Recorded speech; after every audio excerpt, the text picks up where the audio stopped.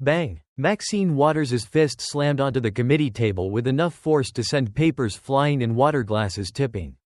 At 85 years old, the longtime congresswoman from California still commanded a room with the fury of a force of nature. "You're a plantation overseer in a suit." The words cracked across the House Financial Services Committee hearing room like a whip. Water dripped from the overturned glasses pooling on the mahogany surface as security officers stepped forward instinctively. In the gallery, supporters erupted in cheers and chants of "Tell him, Maxine." Senator John Kennedy of Louisiana sat across from her, calmly pulling a handkerchief from his pocket to dab at the water spreading toward his papers. His wire-rimmed glasses had been splattered with droplets, which he cleaned with the patient movements of a man who had all the time in the world. Congresswoman Waters, the committee chairman, banged his gavel frantically. "Please maintain decorum." But Waters wasn't finished. She stood now all 5 feet 5 and of her vibrating with rage, her finger pointing at Kennedy like a weapon. "This man, this fossil from the Jim Crow South, dares to come into my committee room to lecture me about ethics." The packed gallery roared its approval. Young activists from South Los Angeles, community organizers who'd known Waters for decades, progressive staffers who saw her as an icon. They had all come to watch their champion destroy another conservative Southern senator. The air in the room was already thick with tension, and the failing air conditioning wasn't helping. Sweat beaded on foreheads as bodies pressed together in the overcrowded space. Waters grabbed a stack of papers from her desk and threw them in Kennedy's direction.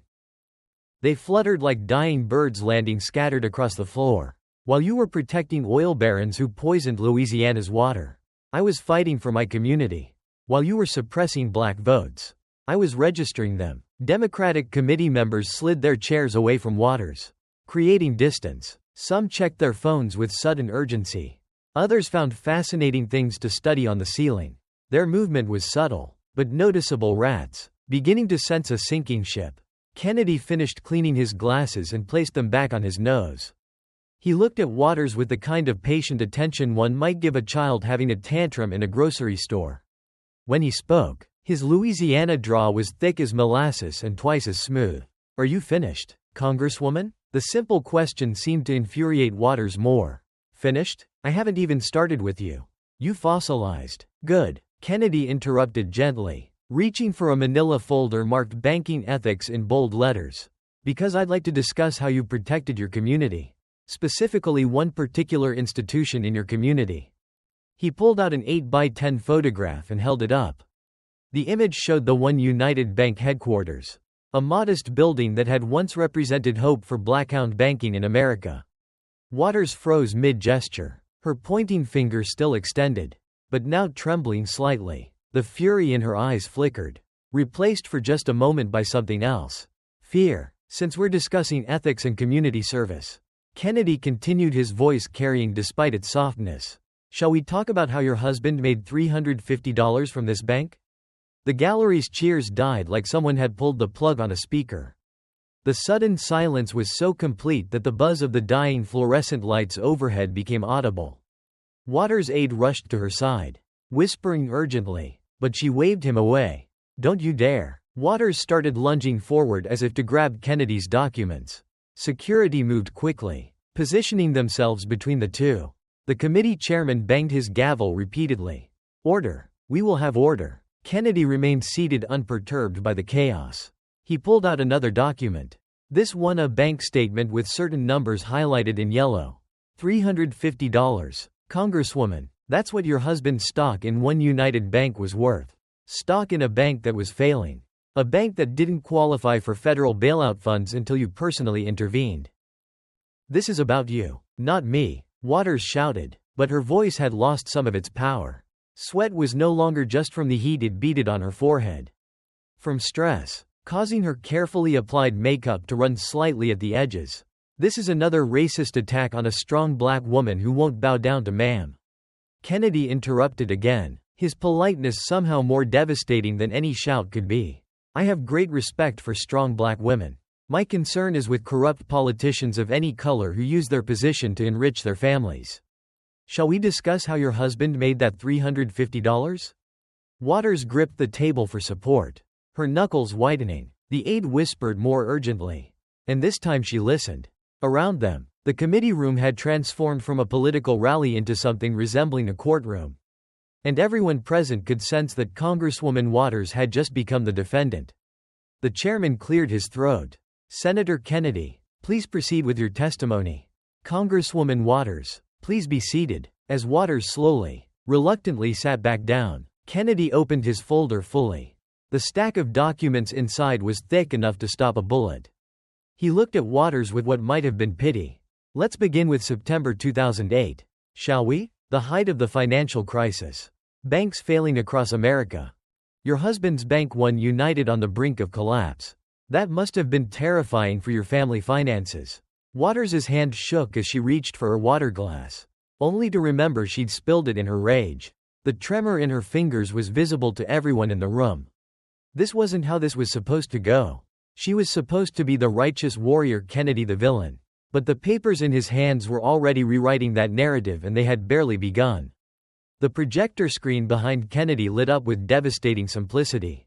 Sidney Williams' $350 profit while bank failing. Gasps rippled through the committee room like waves after a stone dropped in still water. In the gallery, Waters' supporters looked at each other with confusion and growing concern.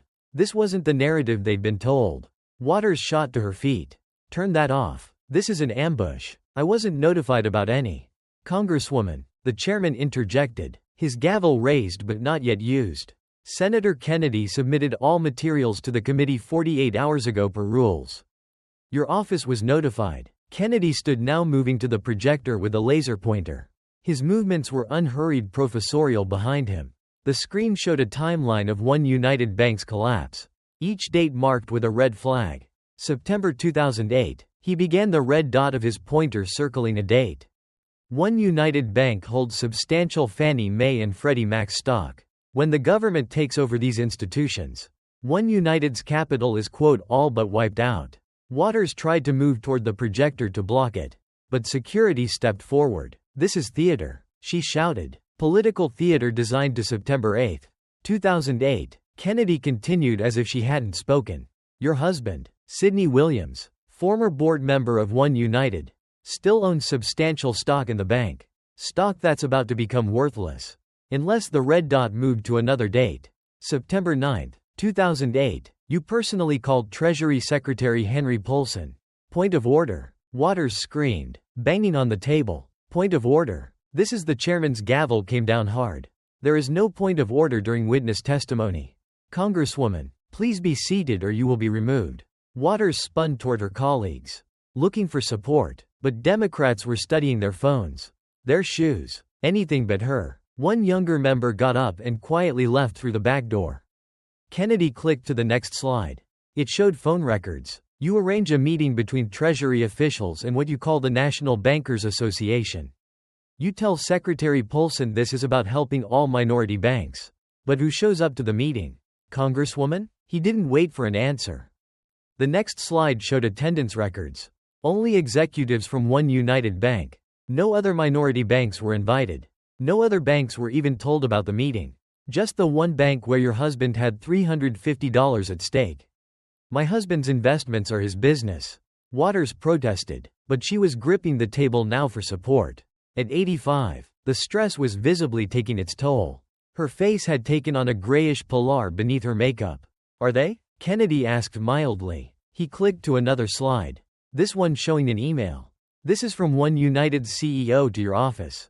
Quote, thank Congresswoman Waters for arranging the Treasury meeting. As discussed, we need $50 million to survive. The gallery was no longer cheering. Many of Waters' supporters sat in stunned silence, processing what they were seeing.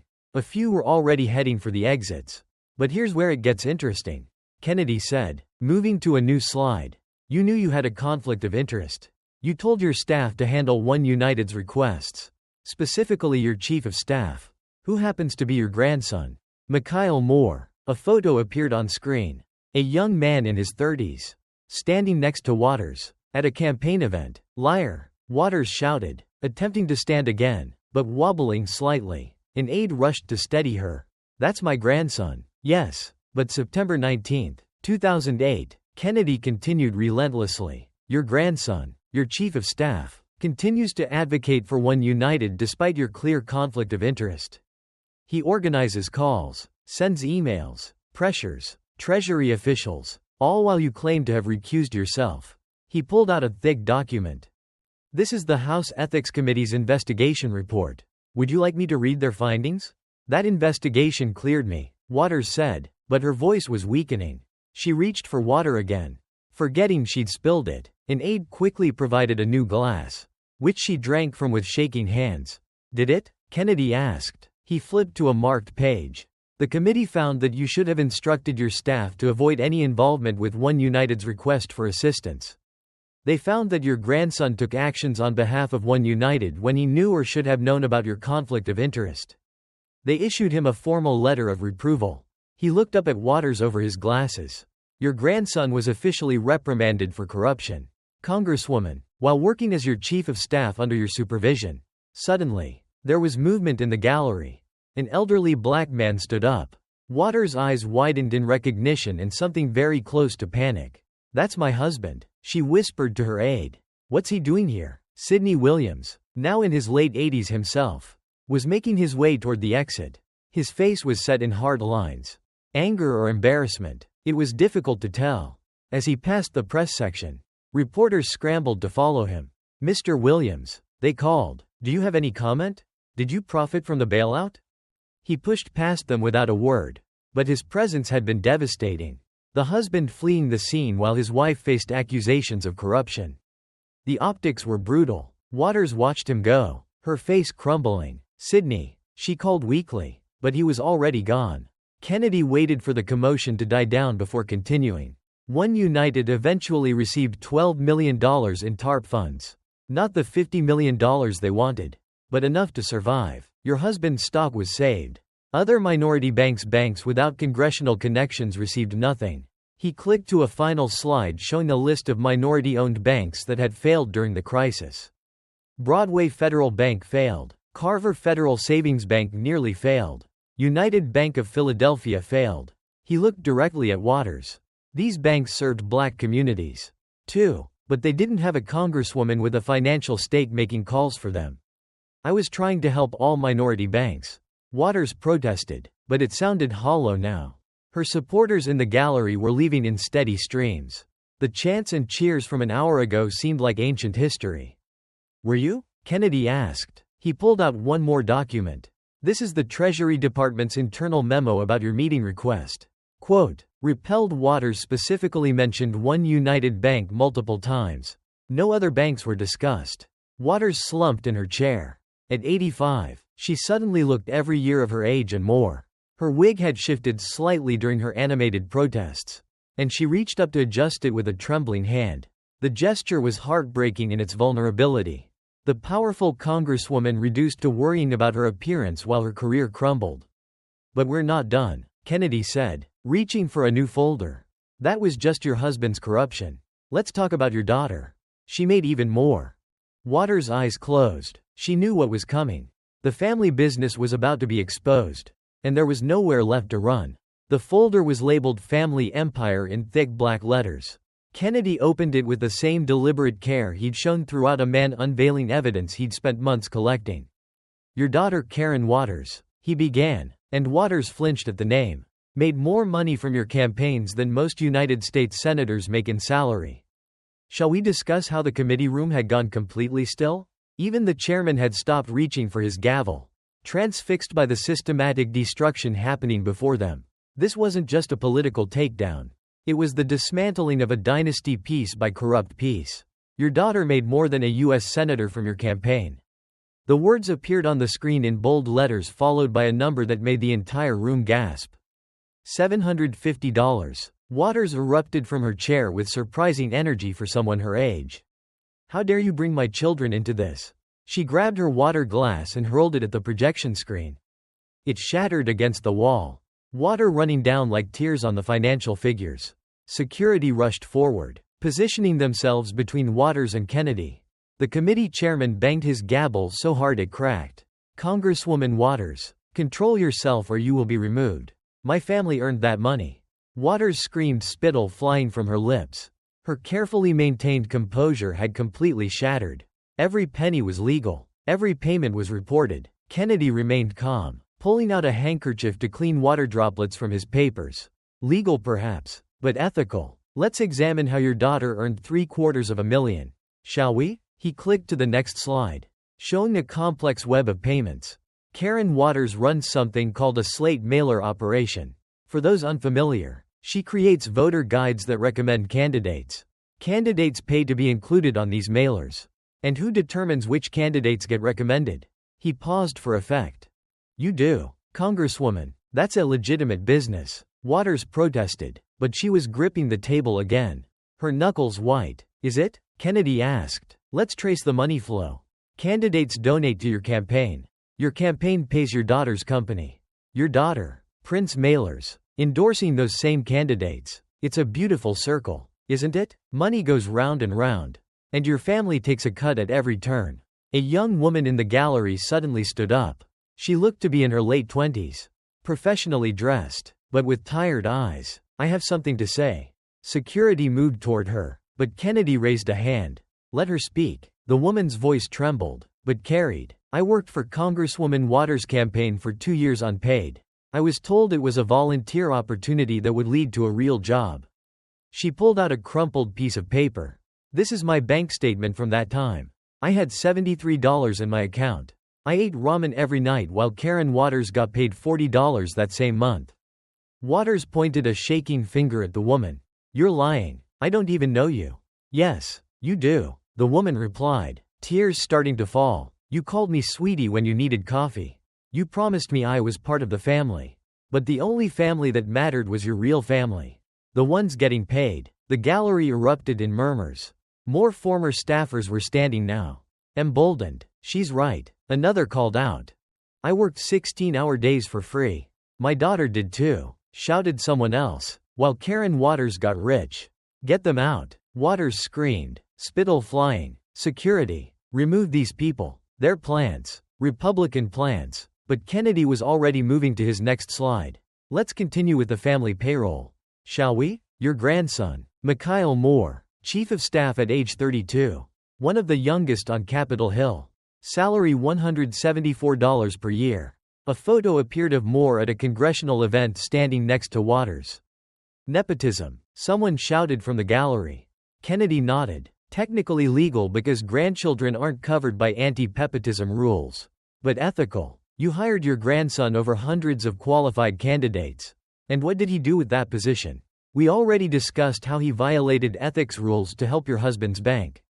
This is a lynching, Waters screamed, and the word hung in the air like a toxic cloud. Even her remaining supporters cringe. Several more Democrats on the committee stood and left their exits no longer subtle. Congresswoman Kennedy said quietly, examining corruption is not a lynching. It's accountability. He clicked to another slide. Your son, Edward Waters, paid $30 for consulting. What consulting? The records don't say. Your nephew, another $25. For what? Unknown. The numbers kept coming, each one a nail in Waters' political coffin. Over 8 years, Kennedy summarized. Your family members received over $1 million from your campaigns and affiliated organizations. While your district. Let's talk about your district. The screen changed to show photos of South Los Angeles. Homeless encampments, closed businesses, crumbling infrastructure. This is the community you claim to serve. Kennedy said, while your family got rich, your constituents got poorer. The poverty rate in your district has increased. Homelessness has skyrocketed. But your family, they're doing just fine. Waters tried to stand but stumbled, catching herself on the table.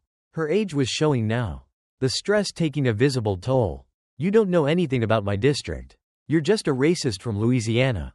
Who? I know that Maria Gonzalez lost her business on Crenshaw Boulevard last year. Kennedy interrupted. She wrote to your office 6 times asking for help. Your staff told her you were too busy. That same month, you paid your daughter $35 for slate mailer services. A woman in the gallery began sobbing. That's my mother he's talking about. We lost everything. The committee room was descending into chaos. Waters' supporters were turning on her, sharing their own stories of neglect. Security didn't know who to remove. Everyone seemed to be shouting now. 35 years. An elderly man called out. I voted for you for 35 years. While you got rich, my neighborhood got worse. Waters covered her ears like a child. Stop it. Stop it. This is all lies. Republican lies. But Kennedy wasn't done. He pulled out a thick stack of papers. These are testimonies from 18 former staff members. Would you like me to read them? They all tell the same story. Qualified people passed over for family members' unpaid labor while relatives got rich. A culture of fear and retaliation. No, Waters whimpered, and for the first time she looked truly broken. Her wig had shifted more noticeably now, and her makeup was stray with sweat and tears. The powerful congresswoman who had entered the room like a force of nature now looked like exactly what she was. An 85-year-old woman watching her life's work crumble. One more thing about your daughter's operation, Kennedy said, his voice gentle now, like a doctor delivering terminal news. The Federal Election Commission fined your campaign $68 this year for violations related to these payments. You want to know what the violation was? He didn't wait for an answer. Failure to properly disclose the true nature of payments to Karen Waters. Even the FEC couldn't figure out what she actually did for that money. The committee room had half emptied now. Waters sat alone at her table, her staff having retreated to the edges of the room. Even they seemed to be keeping their distance as if corruption might be contagious.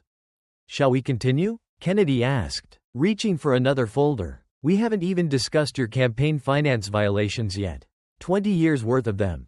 Waters didn't answer. She couldn't. The family empire built on decades of public service had been exposed as exactly what it was. A criminal enterprise wearing the mask of civil rights activism. And everyone in the room, everyone watching on C-SPAN, everyone following on social media could see it now. The Queen of South Los Angeles was being dethroned. And her own greed had forged the sword. The screen flashed with 3 devastating words. $68 fine. Guilty. And that's just this year. Kennedy added softly. Waters' head snapped up. Despite her earlier collapse, rage flickered in her eyes again. Ancient history. You're dredging up ancient history. June 2025 is ancient history. Kennedy asked, pulling out a stack of documents thick enough to use as a weapon. This is your FEC violation from 6 weeks ago. Shall we go through the other 19 years of violations? He began laying them out on the table one by one like a dealer showing a losing hand. Each document made a soft thud on the mahogany. 2005 failure to properly report expenditures. 2007 Cummingling campaign and personal funds. 2009 excessive contributions from prohibited sources. 2011 failure to disclose donors. 2013 stop. Waters tried to lunge forward to grab the papers, but security held her back. In the struggle, several documents tore. Kennedy calmly pulled out duplicates from his briefcase. I have copies, Congresswoman, many copies. Would you like to continue tearing them up? It makes for compelling television. Indeed, C-SPAN cameras were capturing every moment. Waters, realizing how she must look, stopped struggling, but the damage was done. Images of her trying to destroy evidence would lead every news broadcast tonight. A movement in the committee seats caught everyone's attention. Representative David Kim, a Democrat from California, slowly stood. Waters' eyes widened in recognition and fear. David, sit down, she hissed. Don't you dare. I can't stay silent anymore. Kim said, his voice shaking, but determined. He turned to face Kennedy. Senator, I have information relevant to your investigation. The committee room exploded. Waters screamed, traitor, so loudly that feedback screeched through the microphones. Security moved to position themselves between the 2 California representatives. Congresswoman Waters threatened me, Kim continued, pulling out his phone. I have texts, she said. If I didn't contribute to her daughter's slate mailer operation, she would make sure I was re-districted out of existence. Kennedy nodded gravely. Would you share those texts with the committee? Kim connected his phone to the projection system. The messages appeared on screen, each one more damning than the last. You're either with the Waters family or against us. Karen needs $50K for the slate mailer. Don't make me ask twice. Remember what happened to Martinez when he crossed me? The gallery was in uproar now. Even Waters' most loyal supporters couldn't defend this. Several were openly weeping, realizing their hero was nothing more than a common extortionist with a congressional pin. Show the rest, Kennedy prompted gently. Kim scrolled to another conversation. This is from last month. She demanded $75 for her grandson's consulting firm. And was standing now, pointing at Kim with a shaking finger. You came to me begging for help. I made your career. Without me, you're nothing. Without you, I'd have $200 more in my campaign account. Kim shot back. Money that could have gone to actually helping our constituents instead of enriching your family. Kennedy returned to his presentation. The screen now showing a complex chart. Let's discuss the slate mailer operation in detail. This is how the scheme works. The diagram looked like something from a money laundering prosecution. Arrows connected boxes labeled candidate donations. Waters campaign. Karen Waters, Inc. and Citizens for Waters. It's all legal, Waters shouted, but her voice was now weakened by her screaming. Legal but corrupt. Kennedy corrected. Candidates pay your daughter for endorsements. But those endorsements are really from you. You're selling your political influence and your daughter is the bagwoman. He clicked to show a list of candidates. Every single politician who paid Karen Waters received your endorsement. Every single one who refused to pay was opposed by you. That's not politics. That's racketeering. The committee chairman, who had been largely silent, finally spoke. Congresswoman Waters, these are serious allegations. Do you have any defense beyond screaming racism? Waters turned on him. You too. You're all in on it. This is a conspiracy to what? The chairman asked wearily. To expose corruption. To hold you accountable after decades of enriching yourself. That's not a conspiracy. Maxine. That's justice. The use of her first name was devastating. The professional courtesy was gone. She was no longer Congresswoman Waters to her colleagues. Just Maxine, the corrupt politician finally being exposed. Kennedy moved to his next slide. Let's discuss your corporate donors. You rail against Wall Street in public. But in private, the screen showed donation records. Wells Fargo, $50. J.P. Morgan Chase, $75. Bank of America, $100 on .000. After the 2008 crisis, you were one of the bank's fiercest critics. Kennedy noted, until they started donating to your campaigns. Then suddenly, you became much more understanding. He pulled out a photo from 2013. It showed Waters at a private dinner with banking executives laughing and toasting with champagne. This was taken 6 months after you called these same executives gangsters in a public hearing. Kennedy observed, what change, Congresswoman? Did they stop being gangsters? Or did they start paying you enough to overlook it? Waters was crying now, tears cutting tracks through her makeup. They're attacking me because I'm black. Because I'm a woman. Because I've been effective. No, Kennedy said quietly. They're exposing you because you're corrupt. Corruption has no color. Congresswoman, it's green, the color of money. He pulled out one final set of documents. These are from the nonprofit you created. Citizens for Waters. It's supposed to be charitable, helping your community. Let's see where the money really goes. The breakdown was damning. Administrative costs mostly to family members 70%. Actual community programs 15%. Miscellaneous expenses 15%. 70 cents of every dollar donated to help South Los Angeles goes to your family. Kennedy summarized. That's not charity. That's theft. The gallery had almost emptied now. Waters' supporters couldn't bear to watch anymore. Those who remained looked shell-shocked. Processing the betrayal of someone they'd believed in for decades. One more thing, Kennedy said, reaching into his briefcase. This just arrived this morning. It's a criminal referral from the FEC to the Department of Justice. They're recommending prosecution for 20 years of campaign finance violations. Otter made a sound that was part sob, part scream. No, they can't, they can, and they are. Kennedy confirmed. The statute of limitations extends back 20 years for pattern corruption. You're looking at potential decades in federal prison. Congresswoman, at your age, he didn't need to finish the sentence. Everyone understood. At 85, any significant prison sentence would be a life sentence.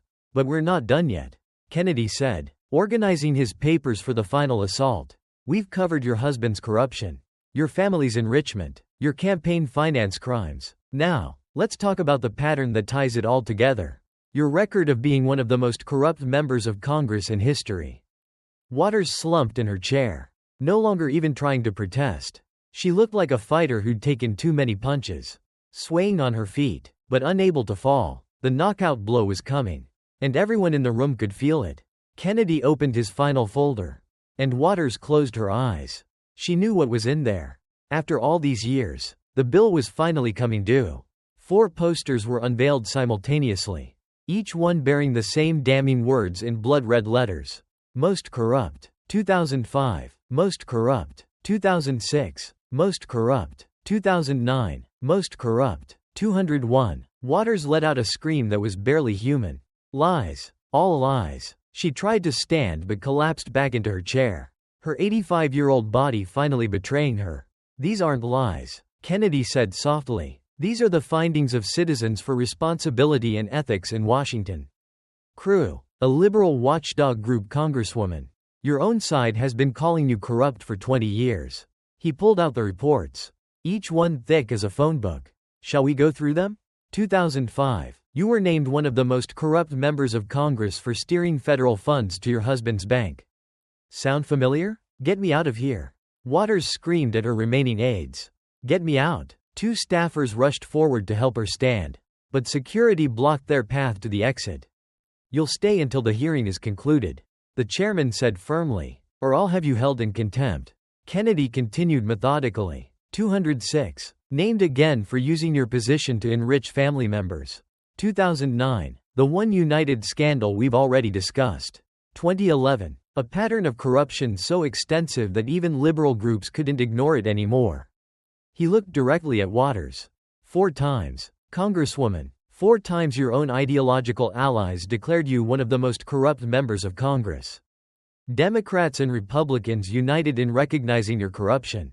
That's almost impressive. A movement in the gallery caught everyone's attention. An elderly black man stood slowly using a cane for support. He wore a pin identifying him as a veteran of the civil rights movement. I marched with Dr. King, he said, his voice carrying the weight of history. I was beaten on the Edmund Pettus Bridge. I bled for voting rights. He turned to look directly at Waters. And you dishonored everything we fought for. The words hit Waters like physical blows. She shrank back in her chair, suddenly looking every one of her 85 years. You were supposed to be our voice. The man continued, tears streaming down his weathered face. Instead, you became everything we marched against. Corruption, greed, selfishness. You betrayed the movement. Maxine, you betrayed us all. I served my community. Waters screamed, but it sounded hollow, desperate. You served yourself, the old man said sadly. He turned and walked out his cane, tapping a mournful rhythm on the marble floor. Kennedy let the moment breathe before continuing. Let's talk about the Maxine Waters Employment Preparation Center. Waters' eyes went wide with fresh panic. No, you can't. A center named after yourself while you're still in office, Kennedy said, pulling out documents. Using your position to direct federal funds to a building with your name on it. The ancient Romans would be impressed by your ego. He showed a photo of the building with Maxine Waters in giant letters across the front. Citizens Against Government Waste named you Porker of the Month for this. Kennedy noted, even by Washington standards, naming a federally funded building after yourself while you're still alive and in office was considered exceptionally egotistical. It serves the community. Waters protested. Does it? Kennedy pulled out inspection reports. According to these documents, the center has been cited for misuse of funds, hiring family members, failing to provide promised services. It's not a community center. It's another family employment agency. The hits kept coming. Kennedy pulled out letter after letter, document after document. Your praise for Fidel Castro. He read from one letter, thanking a dictator for his leadership while Cubanians fled his regime on rafts.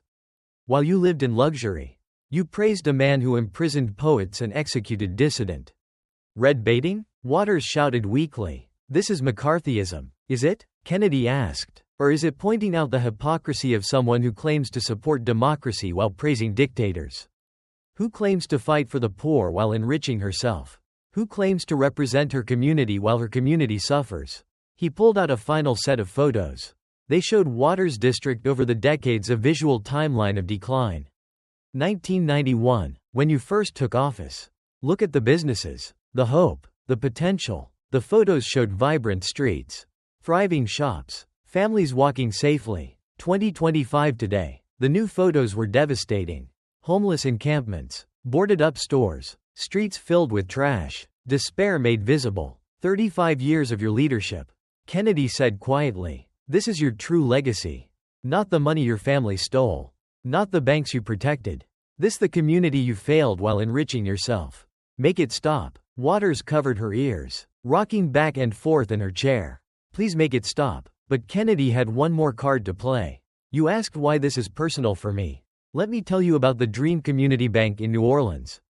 He pulled out a photo of a small building with a foreclosed sign.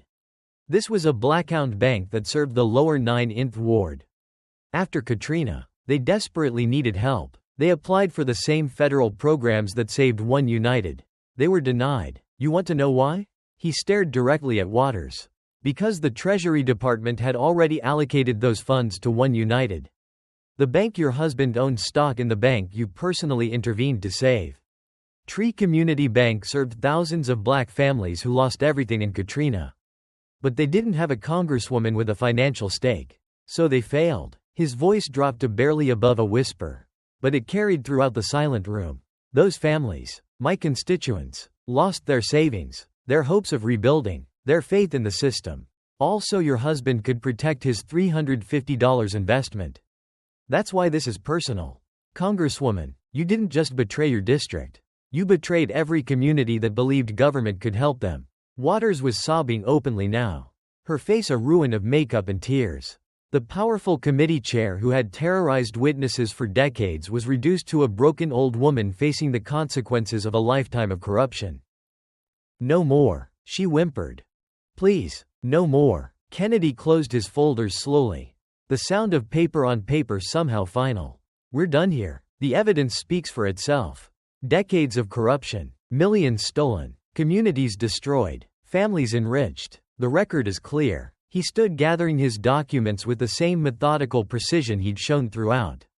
As he packed his briefcase, he delivered his final verdict. You had the chance to be a hero. To lift up your community. To honor the civil rights movement that made your career possible. Instead, you chose greed. You chose your family over your constituents. You chose corruption over service. He snapped his briefcase closed. The sound echoing like a judge's gavel. The committee has everything. The FBI has been notified. The DOJ is investigating. Your own party is meeting as we speak to discuss your expulsion. Your career is over. Congresswoman, the only question now is whether you'll spend your final years in a federal prison or merely in disgrace. As Kennedy walked toward the exit, Waters called out desperately. Wait, we can make a deal. I have information about others.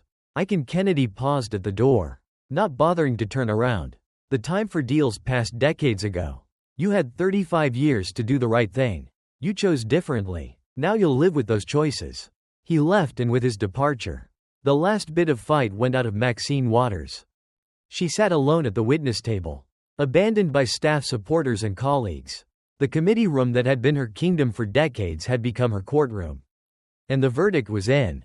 Guilty on all counts. The gavel cracked like a gunshot. But it was unnecessary. The committee room had descended into chaos the moment Kennedy left. Democrats fled their seats like rats from a sinking ship. Their dignity abandoned in the rush to distance themselves from Waters. Emergency caucus meeting in 5 minutes. Someone shouted. Ethics investigation reopened immediately. Where's her staff? Someone needs to. But Waters sat alone at the witness table. Her staff having vanished during Kennedy's final revelations. At 85 years old, the woman who had wielded power like a weapon for 35 years was suddenly completely alone. Her hands shook uncontrollably as she reached for her phone. The screen showed dozens of missed calls, hundreds of texts. The social media notifications were a blur of destruction. Corrupt Waters trending worldwide. Her Instagram followers dropping by thousands per minute. Former allies racing to condemn her. Maxine Waters represents everything wrong with politics. Read a statement from a progressive group that had endorsed her just months ago. We call for her immediate resignation. Even the Congressional Black Caucus, her power base for decades, had released a statement. The allegations presented today require immediate investigation. Public service demands the highest ethical standards. Translation. You're on your own. Waters tried to stand but couldn't. Her legs, which had carried her through decades of political battles, wouldn't support her anymore. The designer suit that had projected power that morning now looked like costume on a broken doll. Her wig sat askew, and she didn't have the strength to fix it. Makeup streaked her face in grotesque patterns. The carefully constructed image of strength washed away by tears and sweat. "Someone help me," she whispered, but the committee room was nearly empty now. The gallery where hundreds had cheered her just hours ago contained only a handful of reporters and the C-SPAN cameras documenting her complete destruction for posterity. A young staffer appeared, not one of hers, but a committee aide sent to deal with the situation. "Congresswoman, we need to clear the room for the next hearing. I can't walk." Waters admitted the words costing her the last shred of dignity. "My legs." The aide looked around desperately for help. But W's own staff were already updating their resumes on LinkedIn, visible on their phones as they stood in the hallway. Nobody wanted to be seen helping her. Association with Waters had become instantly toxic. Finally, building security provided a wheelchair. The sight of Maxine Waters being wheeled out of her committee room, the place where she'd ruled like a queen, was the final image of her destruction. Photographers captured every second: the ruined makeup, the trembling hands, the thousand-y stare of someone whose entire life had just been exposed as a lie. In the hallway, she passed a portrait of herself from her early years in Congress. The young woman in the photo looked fierce, idealistic, ready to change the world. The contrast with the broken figure in the wheelchair was devastating. "Ma'am," the security officer pushing her chair said quietly, "there's a crowd outside. We can take you out the back." "No," Waters said, some last flicker of pride surfacing. "I'll face them." It was a mistake. The crowd outside wasn't supporters. It was her constituents, the people of South Los Angeles who had voted for her for 35 years. They held signs. "You stole from us. Where's our money? Maxine? 35 years of lies. You promised to help us." An elderly woman shouted, "My grandson joined a gang because there were no jobs. Where were you counting her money?" Someone else answered, and bitter laughter rippled through the crowd. Waters tried to speak to defend herself one last time. But when she opened her mouth, only a croak emerged. Her voice, which had thundered through Congress for decades, was gone. She sat in the wheelchair, mouth opening and closing like a fish out of water. No words coming out. The security officers quickly pushed her to a waiting car. But even that final escape was denied dignity. Her official congressional vehicle was nowhere to be found. The driver, like everyone else, had abandoned her. They had to wait for a regular taxi. Waters sitting in her wheelchair on the sidewalk while protesters documented every second. When a cab finally arrived, the driver recognized her. "You're that corrupt congresswoman from TV," he said. "Cash up front. I don't trust politicians." The ride back to her office was silent except for the news on the radio. Breaking news. House Democrats called for immediate expulsion vote for Representative Waters. Speaker says no place in Congress for corruption of this magnitude. At her office, the destruction was complete. Staff were carrying out boxes, some openly looting office supplies. Her name was already being removed from the door. Maintenance workers didn't wait for official orders. Everyone knew she was finished. 30 years I worked for her, her senior aide said to a reporter. 30 years of covering up, lying, enabling. I'm done. We're all done. Inside her private office, Waters found her grandson, her chief of staff, shredding documents. "Mikhail," she whispered. He looked up, his face hard. "Got to protect myself. Grandma. FBI's coming. Every man for himself now." He went back to shredding, not even pretending to care about her collapse. The final blow came from her phone. A text from her husband. "Sydney, don't come home. Lawyers will contact you." 35 years in Congress, 50 years of marriage, all destroyed in a single afternoon. Waters slumped in her office chair, soon to be someone else's chair. Outside maintenance continued removing her name from everything. The Maxine Waters Employment Preparation Center would be renamed within the week. Her portrait would be quietly removed from the halls. History would record her not as a civil rights champion, but as a cautionary tale of corruption. The phone rang. FBI Justice Department divorce attorney. It didn't matter. Waters didn't answer. She sat in the gathering darkness of her office. An 85-year-old woman with nothing left but the knowledge that she had done this to herself. The young idealist in that portrait had wanted to change the world. She had just not the way she'd intended. She'd shown a generation exactly how power corrupts, how greed destroys, how even the most righteous causes can be perverted by personal enrichment. In Louisiana, Senator John Kennedy sat in his office watching the news coverage with no satisfaction. His aide knocked and entered. "Senator, you have dozens of interview requests. Everyone wants to talk about what happened today." Kennedy shook his head. "No interviews, Michael. This wasn't about winning a political fight. It was about exposing corruption that hurt real people. There's no joy in destroying someone's life, even when they brought it on themselves." He picked up a photo from his desk. The Dream Community Bank, the one that had failed because One United got the federal funds instead. Set up meetings with community banking associations. He told his aide, "Let's work on legislation to prevent this kind of corruption in the future. That's how we honor the people Waters betrayed, by making sure it doesn't happen again." As night fell over Washington, Maxine Waters sat alone in her dark office, waiting for the FBI, the prosecutors, the end of everything. The woman who had preached revolution had become the establishment she'd claimed to fight. The warrior for the people had stolen from them for decades. The moral crusader had sold her soul for money and power. Her destruction was complete, public, and entirely deserved. But perhaps most devastating of all was the knowledge that she had no one to blame but herself. She'd had every opportunity to serve honorably, to lift up her community, to be the hero she'd pretended to be. Instead, she'd chosen greed, and greed in the end had chosen her destruction. The last thing she saw before the FBI agents arrived was that portrait again. The young woman with fire in her eyes and hope in her heart. That woman had been real once. But she died long ago. Murdered by ambition and avarice. Leaving only a corrupt shell that had finally mercifully been exposed. The agents read her rights. The handcuffs clicked closed. And Maxine Waters' 35-year reign of corruption came to an end. Not with a bang, but with a whimper. Justice delayed for decades had finally arrived. And it was exactly as brutal as it needed to.